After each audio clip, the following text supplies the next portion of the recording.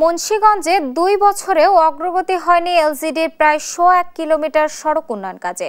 এতে চরম ভোগান্তিতে রয়েছে অন্তত ১৫,০০০ মানুষ। এ নিয়ে আরও জানাতে যুক্ত হচ্ছেন সহকর্মী সুমিত সরকার। সুমন, স্থানীয়দের মাঝে কি ধরনের প্রতিক্রিয়া লক্ষ্য করছেন? কর্তৃপক্ষের পক্ষ থেকে কোনো বক্তব্য পাওয়া গেছে কি? বিস্তারিত জানাবেন।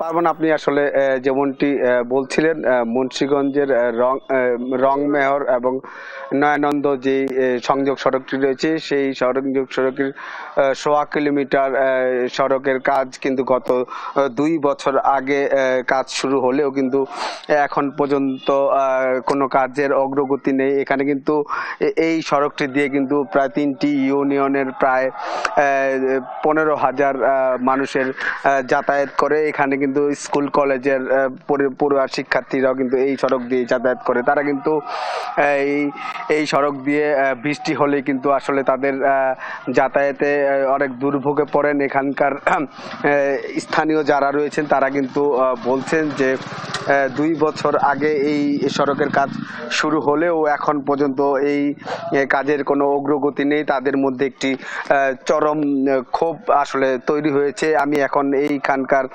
স্থানীয় একজনের সাথে কথা বলার চেষ্টা করব। আপনি একটু জানাবেন এই সড়কে কি কি আপনাদের দুর্ভোগ এবং এই সড়কটি দিয়ে কত মানুষের যাতায়াত? আমরা রংমেহরবাসী, টঙ্গিবাড়ি থানার খুব নিকটে আমাদের এখানে primary school, high school, college. এই রাস্তাটা দিয়ে ৩টা ইউনিয়নের লোকজন চলাফেরা করে, প্রায় ১৫,০০০ লোকজন চলাফেরা করে। আজ ২ থেকে আড়াই বছর চলছে। এই রাস্তাটি খানা খন্দন করে রেখে গেছে কন্ট্রাক্টরে। ২-৪-৬ মাস পর আসে, একটু কোনোরকম কাজ করে থিয়া ২-৪ দিন চলে যায়, আর কোনো খোঁজখবর নাই। এখানে ছেলেমেয়েরা স্কুলে ঠিক মতো যাইতে পারতেছে না।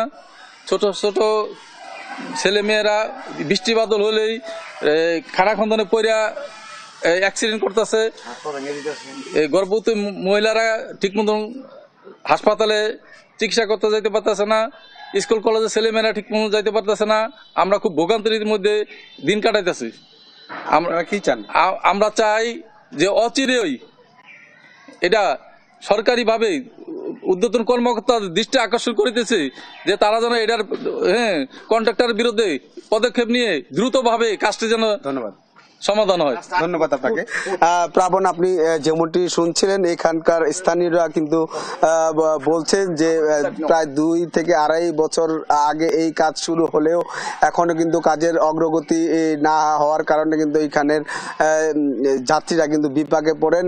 আমরা এলজিডির প্রকৌশলীর সাথে কথা বলেছি। তিনি যেটি জানিয়েছেন যে এই সংযোগ সড়কের পাশে যে সংযোগ সড়ক, সেই সড়কের কারণে তারা কিন্তু তারা আসলে এই সড়কটি করতে পারছে না। তবে অচিরে এগুলি সমাধান করে এই কাজ শেষ করবেন বলে আমাদের জানিয়েছেন। তো এই ছিল আমার কাছে টঙ্গিবাড়ি থেকে সড়কের সবশেষ খবর।